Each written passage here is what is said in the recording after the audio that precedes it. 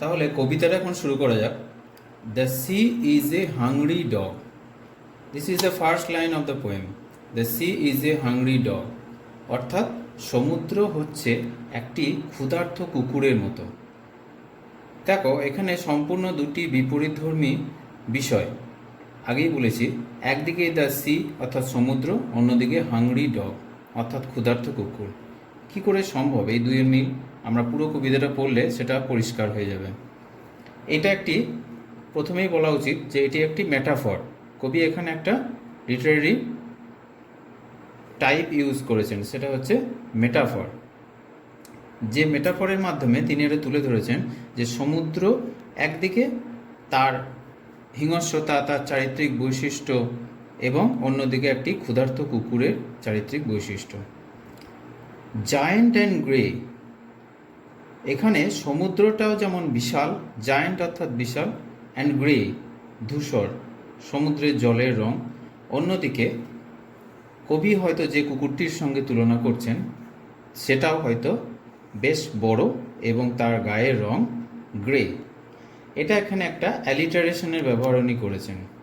এটাও এক ধরনের rhetoric.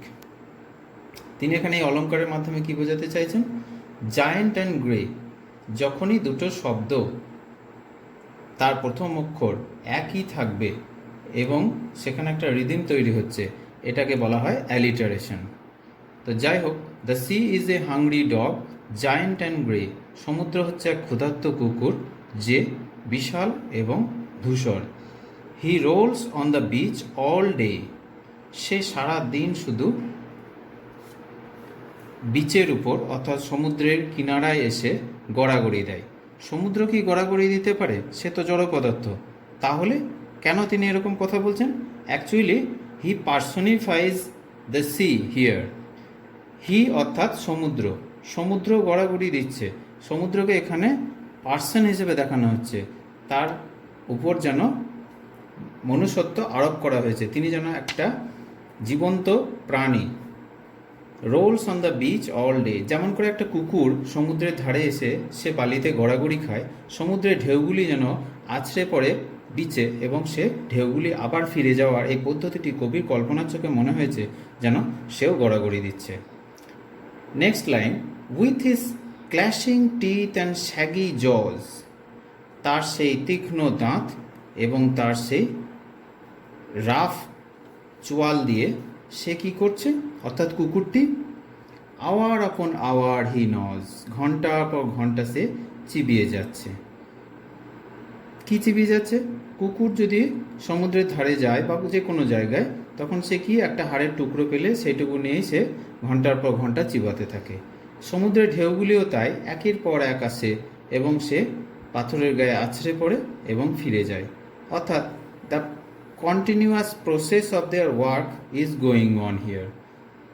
Here is the similarity, এখানেই রয়েছে দুইয়ের মধ্যে সাদৃশ্য। এই ফার্স্ট স্ট্যাঞ্জায় সমুদ্রের যে রূপটা বর্ণনা করা হয়েছে সেটা হচ্ছে শীতকালীন সমুদ্র, ইন উইন্টার সিজন। এখানে কবি একটা ইমেজারির ব্যবহার করছেন। কীরকম না, সমুদ্রকে একটা ক্ষুধার্ত কুকুরের ইমেজে রিপ্রেজেন্ট করা হচ্ছে। আবার দেখো, নজ মিন্স এখানে চিউ, অর্থাৎ সে চিবাতে থাকে। The rumbling tumbling stones, the rumbling tumbling stones, এখানে রামলিং এবং টামলিং এই যে শব্দের যে খেলা, শব্দের যে ব্যবহার কবিতার ছন্দে, সেই রামলিং এবং টামলিং দুটো লেটার এখানে যে উচ্চারণ তৈরি করছে, দুটো শব্দ যে উচ্চারণ তৈরি করছে সেটা হচ্ছে অ্যাসোনেন্স, এটাকে বলা হয় অ্যাসোনেন্স। অ্যান্ড বোনস বোনস বোনস, এখানে দেখো প্রত্যেকটা শব্দের প্রথম অক্ষর বি, এই একই লেটার যখন রিপিটিশন হয় তখন তাকে বলা হয় অ্যালিটারেশন। এটাও সাহিত্যের একটা বিষয়, সৌন্দর্য করে তোলার জন্য ভাষার মধ্যে ব্যবহার করা, বিশেষ করে কবিতার ক্ষেত্রে। অ্যালিটারেশন অর্থাৎ repetition of same consonant word, same consonant sound. The giant sea dog moans, সেই বিশাল সামুদ্রিক সমুদ্র নামক কুকুরটি সে চিৎকার করে, গর্জন করে, howls, moans means howls, licking his greasy paws, কুকুর যেমন করে তার থাবা চাটে খাওয়ার পর, সেরকম করে সেই সমুদ্র যেন সেই ঢেউগুলি আছড়ে পড়াকে তুলনা করা হচ্ছে, সে ঢেউগুলো ফিরে যাওয়াকে তুলনা করা হচ্ছে ওই কুকুরের হাতের থাবাগুলি চাটার সঙ্গে। সো এখানে গ্রিজি মানে হচ্ছে স্লিপারি। কুকুরের থাবায় যখন তৈলাক্ত কোনো কিছু লেগে থাকলে সেটা স্লিপারি হয়ে যায়। সমুদ্রের ঢেউয়ে যখন আছড়ে পড়ে সমুদ্রের পাশে থাকা পাথরের গায়ে, তখন সেগুলো ক্রমাগত ক্ষয় পেতে পেতে এবং তার গায়ে শ্যাওলা জমে সেটাও স্লিপারি হয়ে যায়। তাই এখানে বলা হচ্ছে the giant sea dog moans licking his greasy paws. This is the first stanza. Next the second stanza. এখানে সমুদ্রকে একটা প্লেফুল ডগের সঙ্গে তুলনা করা হয়েছে। আগেরটা ছিল একটা ক্ষুধার্ত কুকুরের সঙ্গে তুলনা করা হয়েছিল ফার্স্ট স্ট্যাঞ্জা। এখানে দেখবো আমরা সেকেন্ড স্ট্যাঞ্জাতে এই 5 লাইনে সমুদ্রকে তুলনা করা হচ্ছে একটা প্লেফুল ডগের সঙ্গে, অর্থাৎ ক্রীড়ারত এক কুকুরের সঙ্গে। সে খেলে বেড়াচ্ছে সমুদ্রের ধারে। দেখা যাক কবি কীভাবে বর্ণনা করেছেন। And when the night wind roars, যখন রাত্রিবেলা সমুদ্রে উন্মুক্ত সমুদ্রের উপর বাতাস গর্জন করে। এখানেও দেখো দ্য নাইট উইন্ড রোডস, অর্থাৎ রাত্রিবেলা যে বাতাস তাকে পার্সনিফাই করা হয়েছে, তাকে ব্যক্তিত্ব আরোপ করা হয়েছে। Night wind roars and the moon rocks, moon also is personified here. Moon rocks, চাঁদও যেন নাচ করে, সে যেন দোলা খায়। ইন দ্য স্টর্মি ক্লাউডস, মেঘের ঘন ঘটার সাথে সাথে মেঘটা যেমন হাওয়ার সাথে সাথে এগিয়ে যায়, তখন দেখে মনে হয় চাঁদ যেন দোলা খাচ্ছে। He bounce to his feet and snaps and snips, তখন সেই ক্রীড়ারত কুকুরটি কী করে না নিজের পায়ের মধ্যে সে গুটিসুটি মেরে বসে। অ্যান্ড স্নাপস অ্যান্ড স্নিপস, কখনো সে দীর্ঘশ্বাস ফেলে, কখনো সে শ্বাস নেয় জোরে জোরে, সেই শব্দ শোনা যায় রাত্রিকালীন নিস্তব্ধতার মাঝেও। Shaking his wet sides over the cliffs, তার গায়ে লেগে থাকা জলগুলো সে পাথরের গায়ে ঝেড়ে ফেলে, যেমন করে সমুদ্রের ঢেউগুলি উঁচু টিলার গায়ে এসে আছড়ে পড়ে এবং জলগুলো ছড়িয়ে যায়, ঠিক সেইভাবে। And Howl's and hollows long and loud, থাকতে থাকতে কি করে সমুদ্রের গর্জনের ন্যায় কুকুরটিও গর্জন করতে থাকে, দীর্ঘ চিৎকার সে করতে থাকে। হাউলস অ্যান্ড হলোজ, অর্থাৎ দীর্ঘ চিৎকার সে করতে থাকে।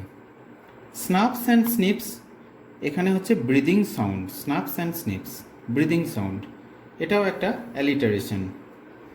Howl's and hollows long and loud, এখানে howls and hollows long and loud, this is also an alliteration, repetition of consonant sounds. তো অ্যালিটারেশন কাকে বলে আগেও বলেছি।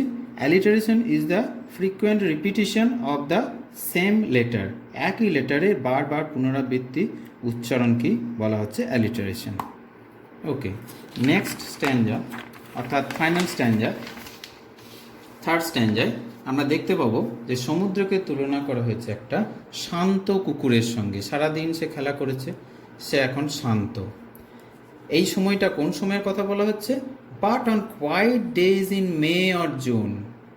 কবি জেমস রিভস এখানে মে এবং জুন মাসের সেই যখন সমুদ্র শান্ত থাকে সেই প্রাকৃতিক পরিবেশে, when even the grasses on the dune, যখন সমুদ্রের ধারের বালিয়াড়িতে, ডিউন মিন্স বালিয়াড়ি, ডিউন হচ্ছে hill of sand piled up by the wind, বাতাসে যখন সমুদ্রের বালিগুলোকে এক জায়গায় স্তূপ করে জড়ো করে এবং পাহাড়ের আকার প্রদান করে, তখন তাকে বলা হয় ডিউন।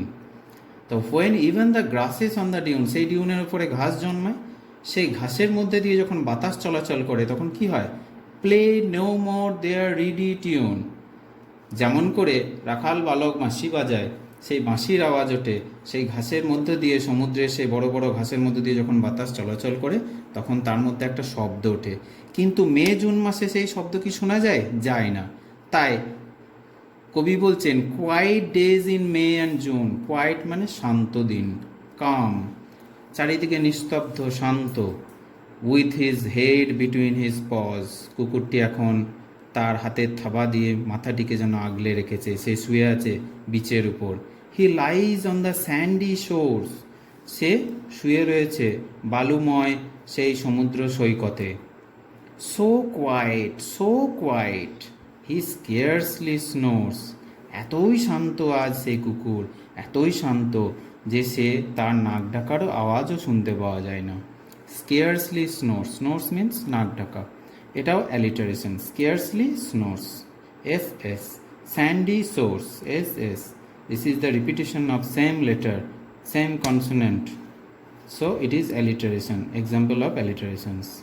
তাহলে আমরা থার্ড স্ট্যান্ডায় কী পেলাম? এখানে একটি শান্ত কুকুর যে কী করছে না, সেই মে জুন মাসের শান্ত দিনে যখন এমনকি ঘাসের মধ্যে দিয়ে প্রবাহিত বায়ুর শব্দও শোনা যায় না, সেই বায়ু প্রবাহিত হওয়ার ফলে কোনো মিউজিক উৎপন্ন হয় না, সে কুকুর যেমন শান্তশিষ্টভাবে বসে থাকে সমুদ্রের ধারে, সমুদ্রের ঢেউ সেই সময় যেন শান্ত হয়ে থাকে।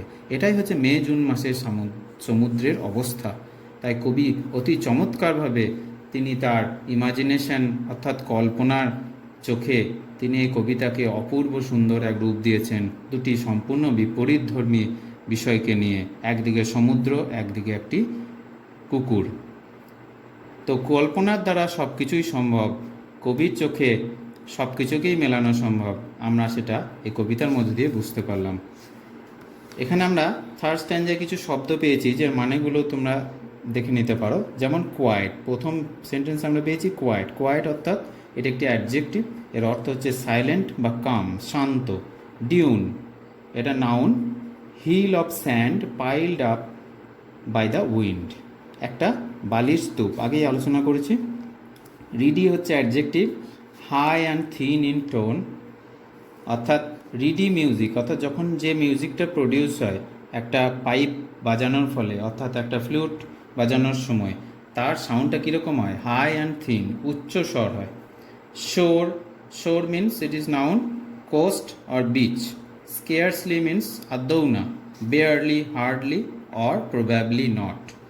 It is adverb. Again, the snore verb, it is verb. To breathe during sleep with harsh snorting noises, অর্থাৎ নাক ডাকার আওয়াজ। যাই হোক, আশা করি কবিতাটি তোমাদের খুব ভালো লেগেছে। নমস্কার, ধন্যবাদ।